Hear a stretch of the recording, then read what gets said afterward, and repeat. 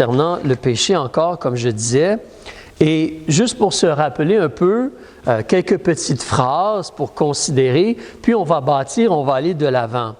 Alors, mais comme on a vu dans les choses, dans les études du passé, donc le péché, c'est de la rébellion volontaire, ne pas vouloir se soumettre à Dieu qui nous a donné la vie, insister pour vraiment vivre notre vie comme nous, on veut la vivre. Le péché, c'est aussi de ne pas permettre à Dieu d'avoir sa volonté dans notre vie, comme si moi je veux faire ce que moi je veux faire quand je veux le faire. Le péché, c'est aussi une mauvaise relation avec Dieu, dans le sens que par notre vie, on offense Dieu. Alors, c'est offenser le Dieu vivant, le Créateur, le souverain du ciel et de la terre, qui veut être notre sauveur, notre berger, notre rocher. Le péché aussi, en réalité, c'est de ne pas vouloir être à l'image de Dieu. L'homme a été créé à l'image de Dieu. Mais le péché, justement, on accepte, au lieu d'être dans la sainteté, dans la lumière, dans la droiture, on accepte autre chose. Le péché, c'est aussi lorsqu'on s'écarte de Dieu. On va dévier, aller dans le mauvais chemin. Alors, le péché, c'est de s'écarter de Dieu, c'est agir contraire à Dieu. Hein, comme souvent on le mentionne, être croche ou perverti.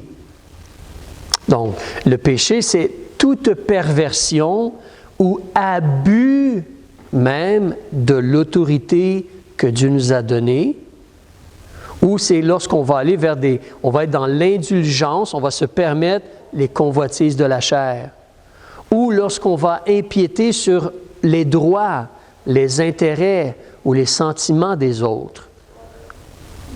Le péché, c'est aussi d'agir seulement pour soi-même, de penser juste à soi-même, de préférer soi-même à Dieu. C'est comme de l'orgueil, hein? Donc, on veut se rappeler, le péché, c'est un état. Nous ne sommes pas comme Dieu demande d'être. Le péché, c'est aussi un principe, c'est-à-dire qu'on s'oppose à Dieu. On veut faire autre chose. Et le péché, c'est des actions aussi, ou un acte ou une action, des actions, dans le sens qu'on transgresse, on va au-delà de ce que Dieu permet. Donc, de façon vraiment simple, à la base, le péché, c'est lorsqu'on n'agit pas comme Dieu a demandé ou enseigné dans sa parole. Les commandements, les vérités ou les principes de Dieu. Ça, c'est le péché. Maintenant, on veut se rappeler une chose importante. Regarde avec moi en Galates, chapitre 6, verset 7. On veut se rappeler, ce n'est pas du tout le temps de la récolte présentement, c'est plutôt différent. C'est le temps des fêtes et tout, mais on nous parle dans la parole de Dieu, on connaît cela, ce que l'on sème, nous allons le récolter. Donc, Galates, chapitre 6, verset 7, la vérité ou le principe biblique est écrit très clairement. Il y a un contexte, on te parle d'aider les hommes de Dieu ou les gens de la famille de Dieu, mais on te dit clairement au verset 7, en Galates chapitre 6, qu'on ne doit pas s'abuser nous-mêmes, comme se tromper nous-mêmes. On ne se joue point de Dieu. En Dieu, il est un Dieu qui a tout créé, qui voit tout. On ne peut rien cacher à Dieu. Et ce qu'on sème, les choix, les actions, les réactions que l'on fait ou que l'on a, donc ce que l'homme aura semé, il le moissonnera aussi. Alors, c'est une vérité. Ce qu'on fait, il y a toujours des conséquences à ce qu'on fait. Toujours des conséquences à ce qu'on fait. Toujours, peu importe la situation dans laquelle on est, même la vie que tu mènes, ce que tu manges a des conséquences. C'est le temps des fêtes, peut-être on mange un petit peu trop, on s'en ressent, n'est-ce pas? Alors, c'est la réalité. Sur la route, maintenant, c'est l'hiver. Alors, la neige, on annonce présentement une tempête de grésil ou de verglas ce soir. Donc, qu'est-ce qui se produit? Si je conduis sans porter attention, allant un peu trop vite, il va y avoir des conséquences. Donc, toutes les actions, les réactions, il y a toujours des conséquences. Et c'est là qu'on veut se rappeler justement que, comme nous on a vu, si on regarde le monde des esprits, ou le monde des êtres créés, des êtres célestes. Quand Satan a choisi de pécher, ou Lucifer, et quand des anges ont suivi Satan dans le péché, il y a eu des effets. C'est-à-dire que la méchanceté, elle est là maintenant. Et pas seulement la méchanceté, si tu te rappelles, le feu éternel, selon Matthieu chapitre 25, verset 41, le feu éternel a été créé pour le diable et ses anges. Donc, il y a des conséquences. Puisque le péché est venu dans le monde invisible qu'on ne voit pas, toi et moi, les anges, les êtres célestes, ou maintenant les démons, le diable et les démons, la réalité, c'est que maintenant, il y a la méchanceté et il y a le tentateur. La réalité, c'est qu'il y a le feu éternel. Comme on a vu, si on demeure dans le péché, si on ne va pas vers Jésus pour avoir le pardon et que nos péchés soient effacés, le feu éternel nous attend. Une autre chose qu'on veut réaliser, recule avec moi dans le livre de Genèse. Je crois que tu connais cela, mais c'est juste un petit rappel. Genèse chapitre 3. Donc, les effets du péché sont réels concernant les êtres célestes, les êtres invisibles créés par Dieu. Mais les effets du péché sont là aussi dans la création, la créature, la vie sur la terre. Si tu regardes dans Genèse chapitre 3, c'est important pour toi et moi de réaliser cela. Vous savez, quand il y a un problème, on sait que c'est toujours la faute du gouvernement, n'est-ce pas? C'est toujours la faute du gouvernement quand il y a un problème. Si on est des gens du Québec, c'est toujours la faute d'Ottawa. Hein? Si on est des gens... Alors, donc, c'est toujours la faute du gouvernement, n'est-ce pas? Ou c'est toujours la faute de quelqu'un d'autre. Mais en réalité, dans Genèse chapitre 3, si tu regardes avec moi, bon, Adam a choisi de pécher, Ève a été séduite. Mais il y a des conséquences que toi et moi, on vit encore à cause de cela. Si tu regardes au verset 17, Dieu dit clairement à Adam, « Puisque tu as obéi à la voix de ta femme, au lieu d'obéir à Dieu, tu as donc choisi de faire le mal, volontairement. Tu as désobéi à Dieu. Tu as pris le fruit de l'arbre de la connaissance du bien et du mal. La mort va venir. Mais en plus de cela, puisque tu as obéi à la voix de ta femme et que tu as mangé de l'arbre au sujet duquel je t'avais donné cet ordre, tu n'en mangeras point. Le sol sera maudit à cause de toi. » Le sol est maudit. Tu en mangeras les fruits, mais avec peine tous les jours de ta vie. Généralement, on se lève et on va travailler, et travailler, c'est dur, c'est difficile, c'est pénible. Et même la récolte ou le fait de pourvoir aux besoins, c'est dur, c'est difficile. Ça, c'est parce que justement, c'est la malédiction à cause du choix d'Adam, à cause du choix de faire entrer le péché. Donc, la création, elle est sous la malédiction. Donc, lorsqu'on regarde pourquoi il y a tellement de problèmes sur la terre, c'est le choix d'avoir désobéi et péché. Le sol est maudit. Verset 18, « Il va te produire des épines et des chardons, et tu en mangeras l'herbe des champs. » Alors, c'est sûr que pour toi et moi, on va au magasin et on achète notre nourriture. Mais pour les cultivateurs, ils réalisent le combat de s'assurer d'avoir une bonne récolte et tous les ennemis, entre parenthèses, toutes les complications, toutes les maladies, toutes les épines ou les chardons qu'il peut y avoir. Mais nous vivons notre vie, toutes les complications de notre vie, toutes les difficultés. La réalité, c'est que la vie sur la terre ou la terre, elle est maudite à cause du péché. Ce n'est pas à cause de M. Trump. Et ce n'est pas à cause de nos ancêtres nécessairement, c'est à cause du péché. C'est pour ça que toi et moi, lorsqu'on accepte de faire le mal, il faut réaliser qu'il y a des conséquences. C'est sérieux. Donc, ici, on voit que la terre, elle est maudite. Même quand tu regardes du point de vue des animaux, quand le péché est entré, cela a changé aussi. Si tu regardes, recule avec moi dans Genèse chapitre 1. Peut-être vous avez déjà remarqué cela, mais il faut réaliser qu'au début, nous étions tous techniquement herbivores ou végétariens. Tous les êtres humains et toutes les créatures en réalité. Si tu regardes dans Genèse chapitre 1, au verset 28, si on débute là, Dieu il les a bénis, Dieu leur a dit « Croissez et multipliez, et remplissez la terre et l'assujettissez, et dominez sur les poissons de la mer, sur les oiseaux des cieux, sur tout animal qui se meut sur la terre.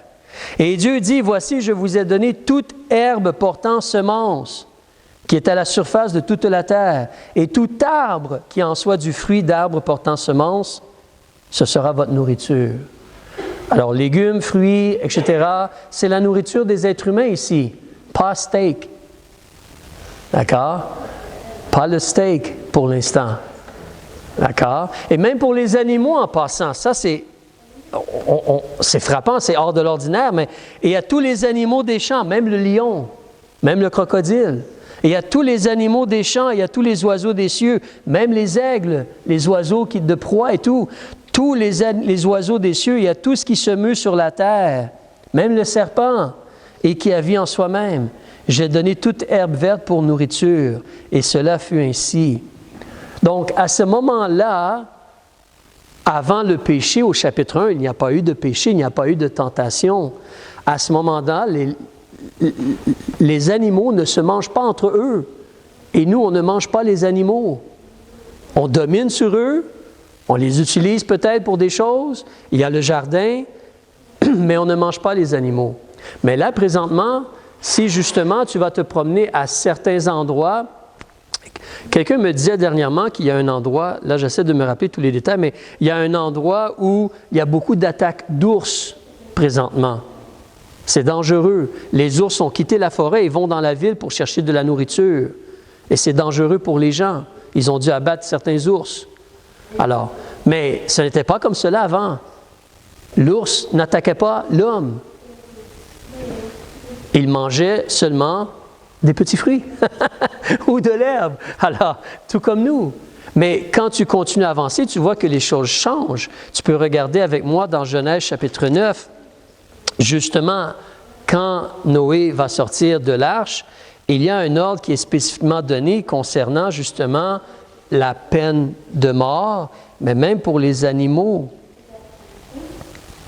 Alors Dieu va leur dire clairement au verset, disons, on va débuter au verset 2, « Vous allez être craints et redoutés de tous les animaux de la terre et de tous les oiseaux des cieux, avec tout ce qui se meut sur le sol, et tous les poissons de la mer, ils sont remis entre vos mains.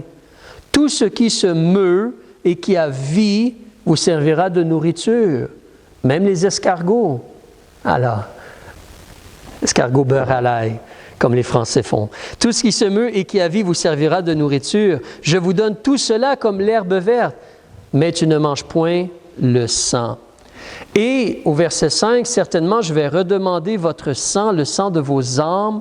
Je vais le redemander de tout animal, et je redemanderai l'âme de l'homme, de la main de l'homme, de la main de son frère. » Donc, même les animaux peuvent tuer ou pourraient essayer de tuer des êtres humains, mais il y a des comptes à rendre, autant pour un animal que pour un être humain. Si tu enlèves la vie de quelqu'un, d'un être humain, il y a des comptes à rendre. Et lorsque tu avances encore plus dans les Écritures, on t'avertit d'un temps à venir qui nous montre la différence des choses. Regarde avec moi dans le livre de Ésaïe. C'est une prophétie, mais ça nous démontre comment nous avons perdu quelque chose. À cause du péché, il y a eu des conséquences. Donc, dans le règne animal, il y a une férocité. Il y a le plus gros mange le plus petit. Et nous mangeons des animaux. Et c'est correct de manger des animaux, même c'est bien. Mais Ésaïe chapitre 11 nous parle que dans le règne animal, il y a des choses qui vont changer quand Jésus va revenir sur la terre pour régner. Ésaïe chapitre 11. Pour moi, c'est à la page 854. Alors, donc, Ésaïe chapitre 11, si tu regardes au verset 1, on nous parle de quelqu'un qui va venir, c'est le Messie. Il va sortir un rejeton du tronc d'Isaïe. Le père de David, c'est Isaïe. Un surgeon naîtra de ses racines. Le Messie va venir. Et quand le Messie va être là, verset 5, la justice sera la ceinture de ses reins. La vérité sera la ceinture de ses flancs. Et comment vont être les choses sur la terre et parmi les animaux à ce moment-là? Verset 6, le loup va habiter avec l'agneau. Est-ce qu'aujourd'hui, tu mettrais un loup justement dans la bergerie? Si oui, lui, il aurait un festin. Et toi, tu aurais moins d'animaux à t'occuper d'eux. Tu aurais à nettoyer les carcasses peut-être. Mais le loup va habiter avec l'agneau. Le léopard va gîter avec le chevreau. Le veau, le lion et le bétail qu'on engraisse vont être ensemble. Et un enfant va les conduire. Ça nous démontre que quand Christ va régner, c'est comme si le règne animal va changer et comme auparavant, il n'y aura pas justement de certains animaux qui mangent les autres animaux. Ça ne sera même pas dangereux pour un enfant de se promener avec un lion et de le diriger. Donc les choses vont être différentes, mais on a perdu cela. On nous dit au verset 7, la génisse va paître avec l'ours. Leurs petits vont gîter ensemble et le lion va manger du fourrage, comme auparavant. Et comme le bœuf fait. L'enfant qu'on allaite, donc le petit bébé, va justement s'ébattre. Hein? Glou-glou, gaga, gougou, là, quand il bouge ses bras, il va s'ébattre près du trou de l'aspic. Ça, c'est un serpent venimeux. Et l'enfant sévré va étendre la main sur le trou de la vipère. Mais on ne fera point de mal et on ne détruira point sur toute ma montagne sainte. Donc, les animaux ne seront plus voraces ou dangereux ou carnivores, mais à cause du péché, il y a des choses qui ont changé. Il y a eu des conséquences sur le monde des esprits, sur notre vie en tant qu'être humain, les choses de la terre, même le règne animal. Un petit dernier exemple sur ceci avant de parler de victoire.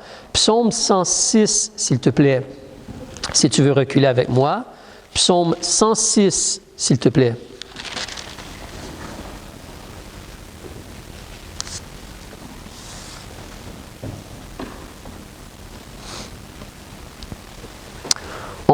Juste pour avoir une idée ou un rappel de comment le péché nous cause beaucoup de difficultés et de problèmes. Et n'oubliez pas, par péché, on veut dire ne pas agir comme Dieu demande d'agir. Adam avait juste comme un commandement, ne mange pas le fruit de l'arbre de la connaissance du bien et du mal. C'était simple et clair. Donc, les enseignements, les paroles, les commandements, les principes, la façon de vivre de Dieu.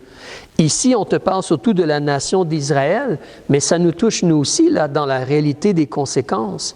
On nous dit au verset 43, « Maintes fois, donc plusieurs fois, Dieu, les a délivrés, les a aidés. Mais eux, le peuple, se montraient comment? Rebelles. » C'est de la rébellion, hein? Dans leur dessein, c'est-à-dire leur plan. Ils voulaient être désobéissants à Dieu. Et qu'est-ce qui arrivait à cause de cela? Ils se perdaient par leurs iniquités. On a vu le mot iniquité, c'est un autre mot pour dire péché. C'est comme une injustice.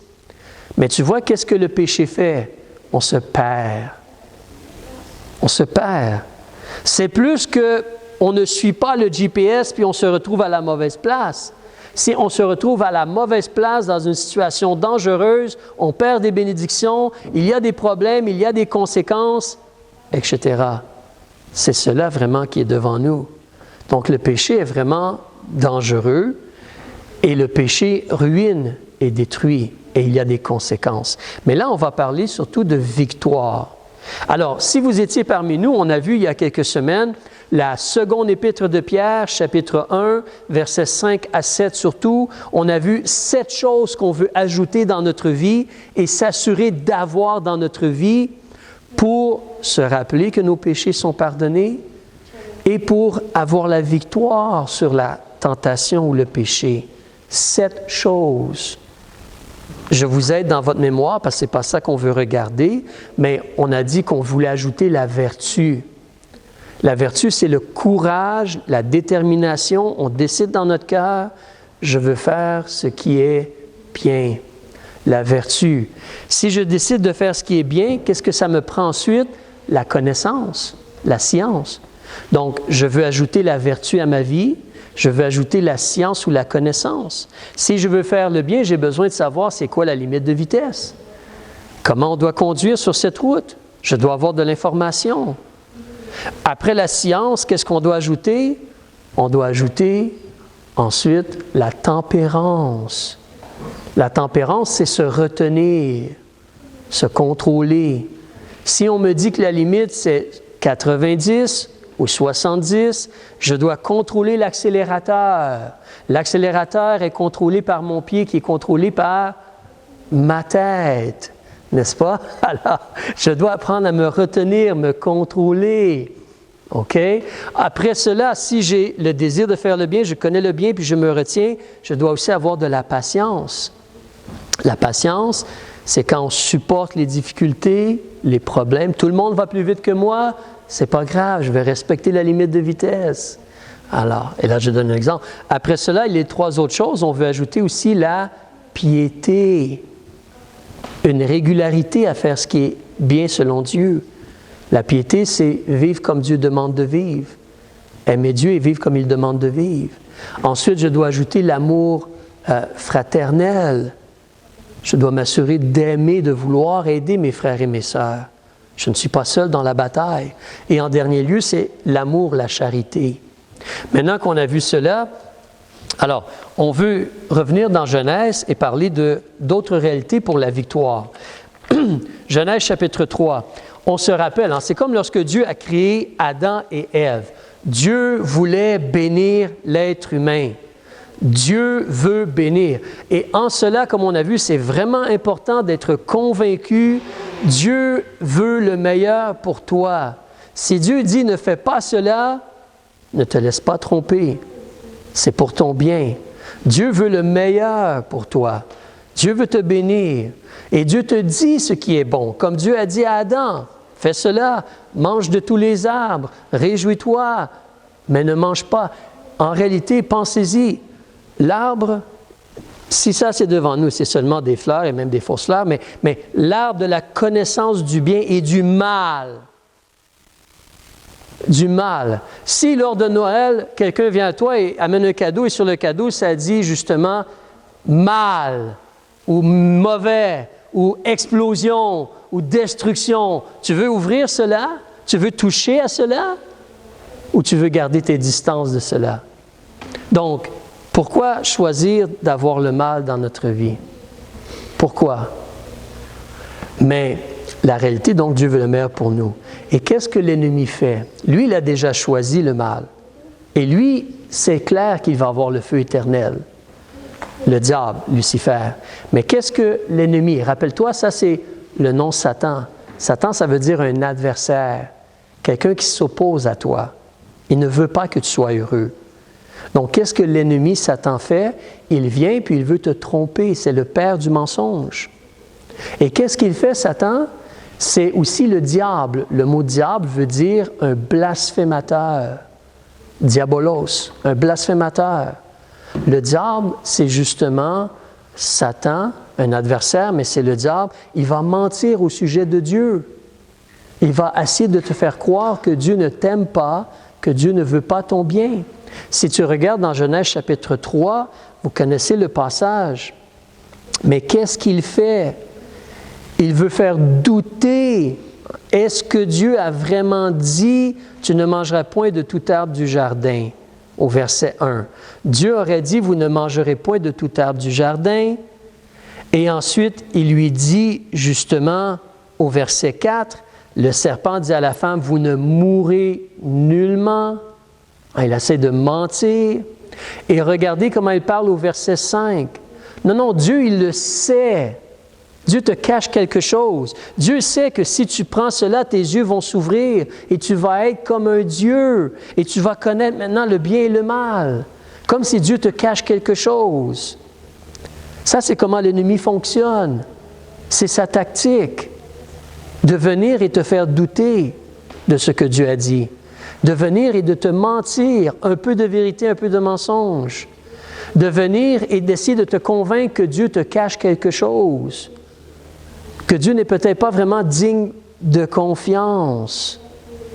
Il dit des mensonges au sujet de Dieu, de la personne de Dieu. C'est un danger. Et c'est là que nous, on veut réaliser comment on a besoin de prendre l'armure. On va terminer avec cela. Regarde avec moi en Éphésiens. Vous connaissez ceci, donc c'est un petit rappel, mais c'est la réalité de notre victoire. Éphésiens chapitre 6. Et garde en tête la tactique ou les tactiques de l'ennemi. Il vient, il va comme essayer de changer, de tromper, de mentir, de te faire croire des choses au sujet de Dieu. Éphésiens chapitre 6, on va débuter au verset 10. Il faut comprendre qu'on est dans une genre de bataille. On veut essayer de faire le bien et il y a quelqu'un qui s'oppose à ce qu'on fasse le bien. Donc, on va nager contre le courant. Et on te dit au verset 10, « Au reste, mes frères, fortifiez-vous dans le Seigneur. » Alors, toi et moi, on doit réaliser que ce n'est pas par notre capacité, mais on doit être proche du Seigneur, demander son aide, comme il dit à la fin, et par sa force toute puissante. Par l'aide de Jésus, on peut dire non au mal et faire ce qui est bien. Mais ça prend vraiment l'aide de Jésus. On nous dit au verset 11, c'est comme un avertissement. Tu es dans un combat.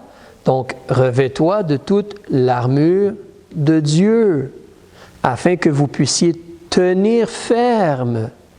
Tu as besoin de toute l'armure, c'est un combat. Si tu veux être capable de dire non à ce qui est mauvais et vraiment faire ce qui est bon pour toi et bien devant Dieu et bon pour les gens autour de toi, il faut réaliser, prends l'armure de Dieu, tu en as de besoin. Comme cela, tu vas pouvoir tenir ferme. Ne pas être déplacé, tenir ferme. Et regardez, c'est quoi le combat? La dernière phrase, on nous dit tenir ferme contre les artifices du diable. Qu'est-ce qu'un artifice? Ce n'est pas comme des feux d'artifice là dans les airs qui ont notre attention, mais c'est des moyens pour tromper. C'est ce que le mot artifice veut dire. Donc l'ennemi va venir contre toi et essayer de te tromper, de te mélanger et de te faire douter ce que Dieu a dit. C'est comment il agit. Il a fait la même chose dans le jardin. Donc, tu as besoin de l'armure. Et quelle est l'armure? Verset 13. Le verset 12 parle du combat dans lequel on est, mais verset 13, c'est pourquoi prenez toutes les armes de Dieu, afin que vous puissiez résister. C'est comme une répétition. Parce que quand on répète des choses, les enfants comprennent mieux. Quand on répète des choses, les grands enfants comprennent mieux. Quand on répète des choses, nous, les enfants de Dieu, on comprend mieux. Alors, mais prenez toutes les armes de Dieu afin que vous puissiez résister dans le mauvais jour et qu'ayant tout surmonté, vous demeuriez ferme. Et là, on voit l'armure. Rappelle-toi comment le diable essaie d'agir et réalise comment l'image que Dieu nous donne de l'armure, elle est très appropriée. Mais verset 14, « Soyez donc fermes, vos reins saints de la vérité, revêtus de la cuirasse de la justice. » Alors, oui, d'une certaine façon, aujourd'hui, un soldat s'habille. Vous voyez, on est tout près de Saint-Jean. Des fois, il y a des soldats qui sont habillés avec leur équipement comme camouflage, les bottes noires. Ça, c'est aujourd'hui le soldat. Ou s'ils iraient à d'autres endroits dans le monde, habillés comme pour le désert, là, brun, là, puis tout, un brun clair. Mais ici, on parle du temps de Paul. Typiquement, un soldat qui est le plus souvent à la vue, c'est le soldat romain. Et comment le soldat romain était habillé? Bien, on te le décrit présentement. Le soldat romain, donc, il avait justement comme une ceinture, autant pour porter son épée que pour le fortifier avec son dos puis tout cela. Mais il avait une ceinture autour de lui. Et on te parle ici, ce qui est vraiment important ici, frères et sœurs, c'est de ne pas regarder nécessairement l'équipement, mais de regarder ce que l'équipement représente. D'accord? Parce que justement, si tu considères une ceinture comme celle que moi j'ai, comment cette ceinture-là va m'aider à la guerre? Est-ce qu'elle peut arrêter des balles? Est-ce qu'elle peut arrêter les couteaux? Est-ce que je peux m'en servir pour fouetter mon adversaire? Alors, bon, c'est limité, mais ce n'est pas ça qu'il faut regarder. Ce qu'il faut regarder surtout, c'est de quoi est-ce qu'on parle ici? La vérité. La vérité. Qu'est-ce que tu fais avec une ceinture? Tu la tiens, tu la mets autour de toi, puis elle t'aide à tenir tes pantalons, tes vêtements, et te tenir ferme et solide. Mais la ceinture de la vérité, qu'est-ce que tu as besoin dans ta vie si ton ennemi va venir avec des mensonges? Tu as besoin de la vérité. Tu vois comment c'est tellement à propos.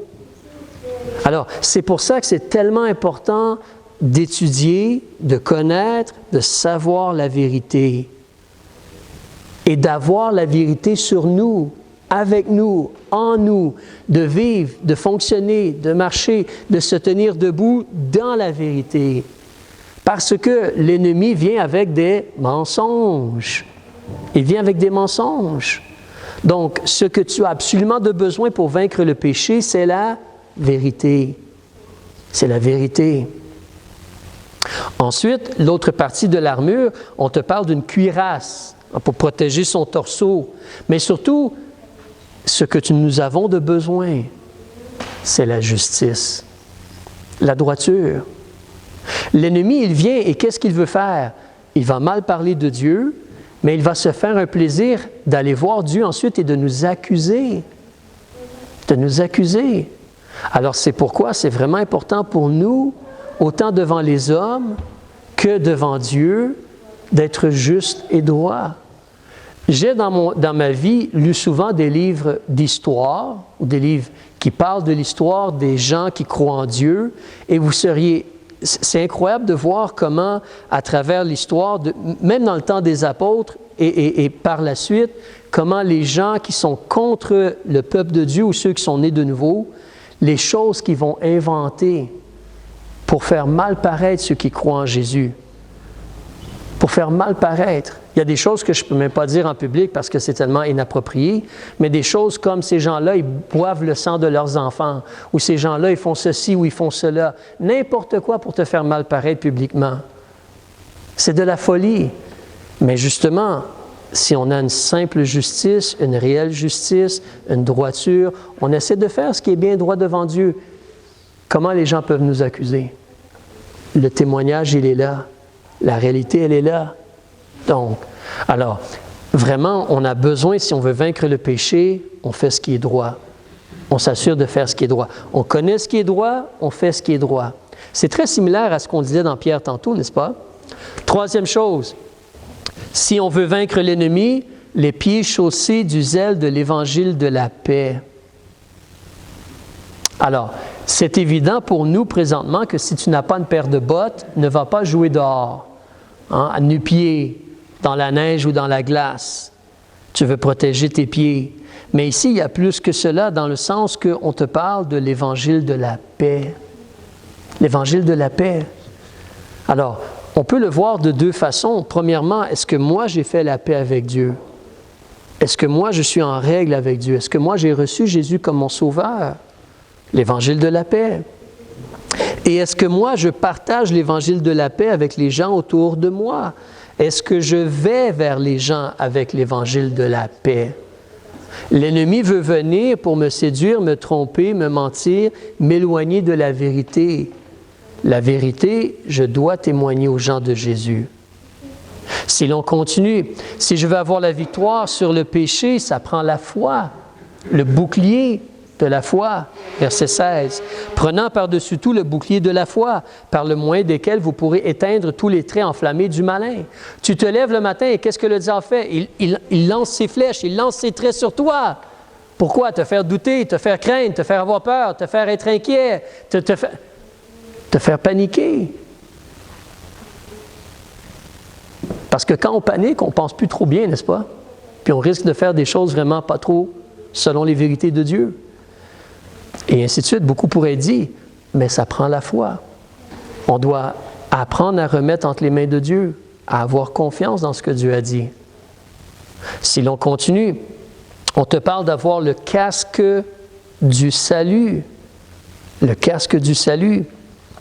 C'est encore la réalité que, est-ce que moi j'ai fait la paix avec Dieu? Est-ce que moi j'ai reçu Jésus comme mon sauveur?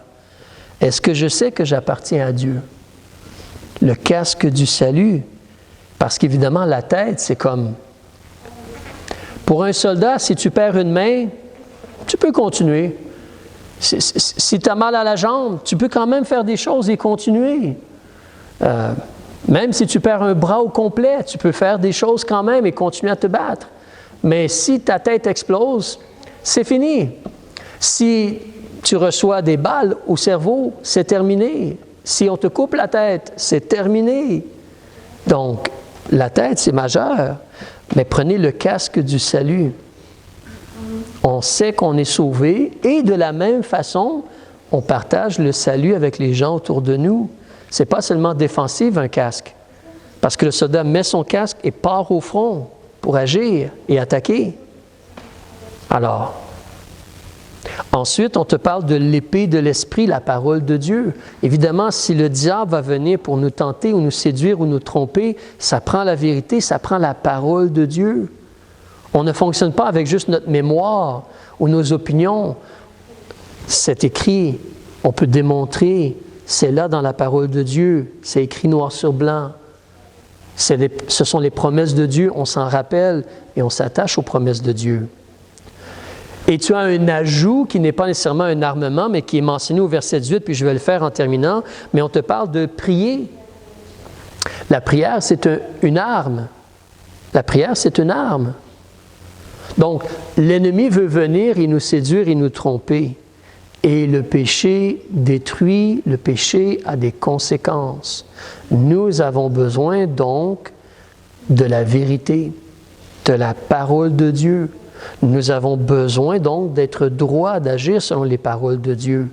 Nous avons besoin d'être remplis de foi, de confiance en Dieu, en ses paroles, en ses promesses, en sa personne.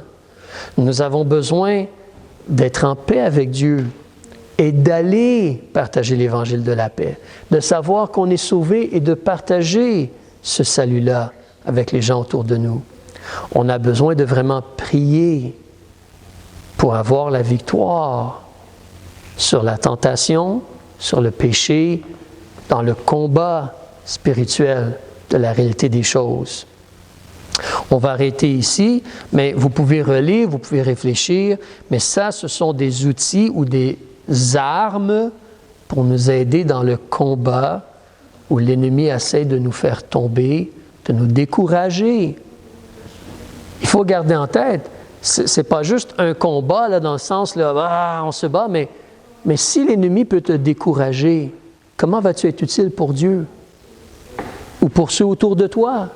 Vous savez, si on a quelqu'un ici, là, imaginez, j'ai entendu des histoires comme cela, des hommes qui sont tombés dans une détresse particulière et ils n'étaient plus capables de rien faire, au point où justement c'est la madame qui devait aller travailler et c'est la madame qui élevait les enfants parce que le monsieur était plus capable de rien faire, parce qu'il était complètement atterré, découragé ou psychologiquement affecté par certaines choses.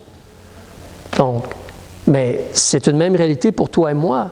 Les gens autour de nous qu'on aime, qu'on veut avoir un ministère auprès d'eux, comment je peux servir Dieu de façon efficace si je suis toujours dans le découragement ou le désespoir? Comment? Mais une victoire ou la victoire, justement, ça prend la parole de Dieu, ça prend la foi, ça prend l'assurance d'être sauvé. Ce sont des choses qui sont réelles. On les approche différemment, mais c'est le même genre de problème. Parce que qui veut qu'on soit découragé? Ce n'est pas Dieu. Mais l'ennemi pousse, dérange et agit. Nous avons des épreuves, nous avons des persécutions, nous avons des fois des combats. Alors il faut nous rappeler justement, nous pouvons être victorieux. On peut tout surmonter, comme il le dit au verset 13. On peut résister, tout surmonter et demeurer ferme. Être ferme, c'est être victorieux. On est toujours là, après le combat, puis on est toujours là. On est toujours capable de fonctionner. On a vaincu. On est du côté des vainqueurs. Alors, Père, on veut te remercier pour les choses qu'on peut voir, mais